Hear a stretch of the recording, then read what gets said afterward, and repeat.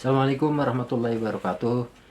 Pada sore hari ini, Senin tanggal 21 Oktober 2024, di Masjid Istiqlal biasa diselenggarakan pengajian pada sholat asar. Pada hari ini pengajian akan diisi oleh Al-Mukarram Dr. Andes Kiai Haji Muhasim Abdul Majid MAG. Dalam kesempatan ini beliau akan membahas masalah struktur Al-Quran, antara itu ya. Kenapa Al-Quran itu terdiri dari sekian huruf hijaiyah dan beberapa surat. Mari kita ikuti bersama-sama pengajian yang disampaikan oleh Al-Mukarram Muhasim Abdul Majid. أعوذ بالله من الشيطان الرجيم. السلام عليكم ورحمة الله سيدنا مولانا محمد وصحبه.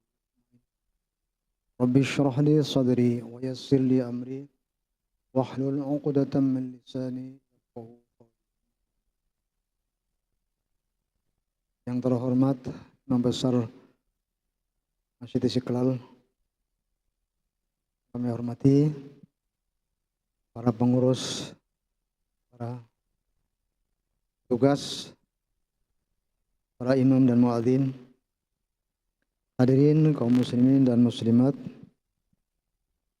bapak dan ibu-ibu yang kami muliakan. Alhamdulillah wa syukurillah ala ni'matillah ala alihi wa sahbihi ajma'in. Amma ba'd.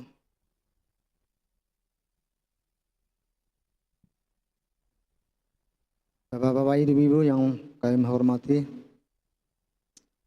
alhamdulillah kita bisa berjumpa lagi pada hari ini, dan seperti halnya biasanya kita akan membahas masalah yang berkaitan dengan ulumul Quran.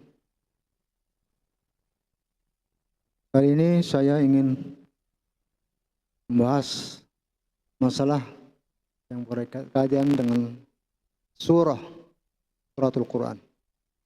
Jadi Al-Quran itu terdiri dari 30 juz, terdiri dari 114 surah dalam Al-Quran, dan terdiri dari berbagai ayat dalam Al-Quran,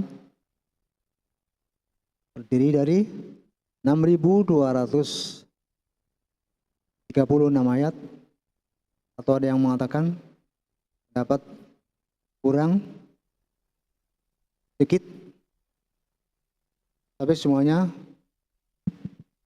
ada dasar-dasarnya. Al-Quran terdiri dari huruf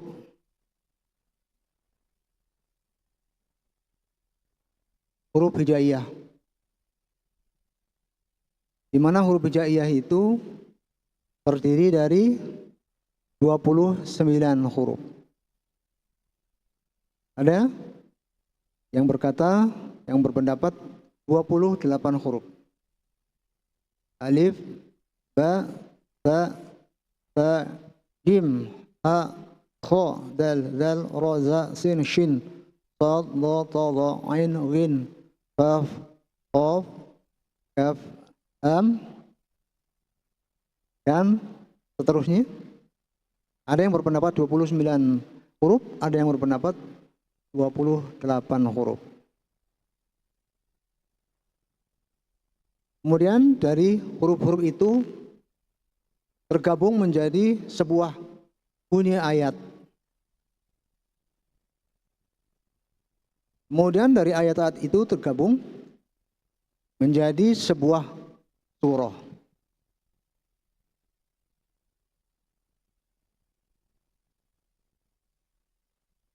Oleh sebab itu, perlu kita tahu bahwa yang namanya ayat dan surah itu sebetulnya Ada yang mengatakan tauqifi dari Nabi, ada yang mengatakan ijtihad dari para sahabat Nabi.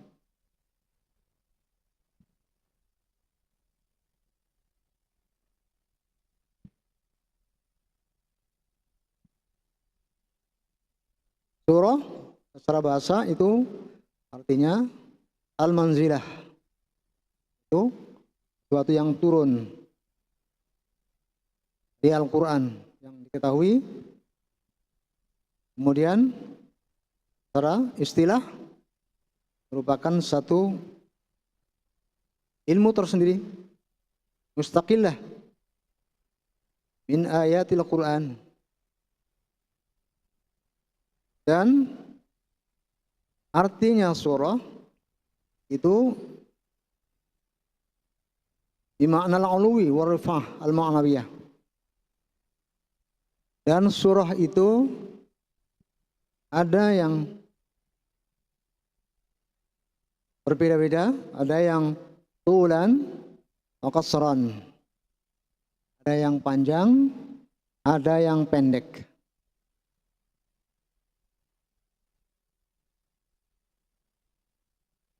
Surah yang paling panjang di dalam Al-Quran yaitu Suratul Baqarah, Surah Al-Baqarah.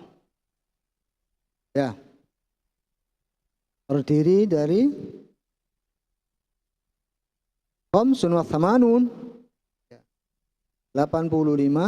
atau 86 atau 68 wa mi'ata ayah dan 286 atau 285 ayat. Itu surah Al-Baqarah. Dan surah yang paling pendek yaitu surah Al-Kautsar. Billahi minasyaitonir rajim. Bismillahirrahmanirrahim. Inna a'tainakal kautsar. Fashalli li rabbika wanhar. Inna syani'aka huwal abtar. Ya, itulah surah yang paling pendek. Isinya hanya 3 ayat. Ya, itulah sebabnya semuanya setelah tergabung menjadi satu, jadilah Al-Quran. Kita sedikit demi sedikit meradali, ya. Kita meradali, kita ambil pengertian-pengertian, hikmahnya, ayat-ayat yang pendek, ayat-ayat yang panjang, dan seterusnya. Nah, itulah sebabnya orang yang ingin mengerti banyak tentang Al-Quran, maka belajarlah, terutama banyak mengkaji kitab Ulumul Quran. Nah, kitab Ulumul Quran itu di situ dijelaskan yang pertama kali turun. Yang pertama kali turun. Kemudian ada yang turunnya pada bulan suci Ramadan, ada yang turunnya di luar bulan suci Ramadan. Ada yang turunnya, ya, ada yang namanya ayat-ayat Makkiyah yang turunnya di Mekah. Ada yang disebut ayat Madaniyah turunnya di Madinah. Atau sebaliknya, meskipun turun tidak di Mekah, itu disebut Makkiyah, atau mungkin ataupun sebaliknya. Itulah tentang kajian-kajian masalah ulumul Quran. Kemudian ada yang disebut awwalu ma nuzila wa akhiru ma nuzila. Yang pertama kali turun, ada yang terakhir turun. Nah, di situ semuanya saya sudah pernah menyampaikan, ya, tentang ayat yang pertama kali turun, ada ayat yang terakhir sekali turun. Ayat yang pertama kali turun yaitu ada yang mengatakan suratul Fatihah. Ada yang mengatakan Iqra bismi rabbikal ladzi khalaq. Nah, itulah sebabnya banyak sekali pandangan-pandangan ulama agar kita lebih banyak mengkaji masalah ulumul Quran. Tadi kita sudah membicarakan tentang masalah surah. Jadi ada surah yang terpendek, ada surah yang terpanjang. Dalam Al-Quran, surah yang terpanjang yaitu surah Al-Baqarah. Apalagi ada satu ayat yang disebut ayat tadayun. Ya ayyuhalladzina amanu la taqrabus salata wa antum. Bukan begitu. Ya ayyuhalladzina amanu idza tadayantum bidainin ila ajalin musamma. Itu satu surah, satu ayat, itu satu halaman. Ya. Satu halaman panjangnya, bayangkan. Ada ayat yang terpendek juga ada, yaitu cuma 3 ayat, tapi pendek-pendek. Itu surah Al-Kautsar. Nah, surah Al-Kautsar itu menjelaskan tentang telaga Kautsar.